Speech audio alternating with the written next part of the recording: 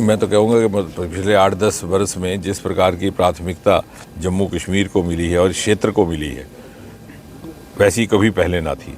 और एक समान संतुलित विकास, इक्विटेबल डेवलपमेंट। पहले अक्सर ये शिकायत रहा करती थी कि घाटी को ज़्यादा मिला, यहाँ कम मिला। ऐसा नहीं है। अब पैसे का वितरण हो, साधनों का वितरण हो, बराबर का विकास। और मोदी जी ने आते ही ये कहा था कि जो क्षेत्र शायद प्राथमिकता से छूट गए पिछली सरकारों से, या उस तरह से उनका विकास नहीं हो पाया जैसे दूसरे क्षेत्रों का, उनको विकसित करके बराबर के स्तर पर लाया जाएगा। और ये 10 वर्षों में हमने होते देखा। और 20 फरवरी के उनके प्रवास में बहुत से ऐसे प्रोजेक्ट जो उन्होंने ही लॉन्च किए थे। उदाहरण के तौर पर उधमपुर का देविका प्रोजेक्ट, उत्तर भारत का पहला नदी के सुंदरीकरण का प्रोजेक्ट 190 करोड़ का, नमामि गंगा की तर्ज पर। जब वो 2019 में यहाँ पधारे थे, उस समय उन्होंने इसकी घोषणा की थी, उसका भी लोकार्पण।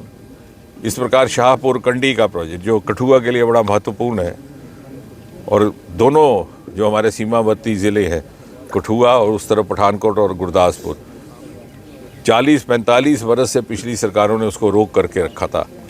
और वही क्षेत्रीय भेदभाव की राजनीति के कारण मोदी जी के आने के बाद उसको रिवाइव किया गया। अब उसका पहला फेज़, दूसरा फेज़ शुरू हो चुका है। और उसकी घोषणा भी मोदी जी ने 2019 में अपने प्रवास के दौरान की थी। तो इस तरह की अनेकों ऐसी योजनाएं जो मोदी जी के द्वारा ही प्रारंभ की गई, और उन्हीं का समापन भी उन्हीं के द्वारा होगा, इस प्रकार की हमारी अपेक्षा है।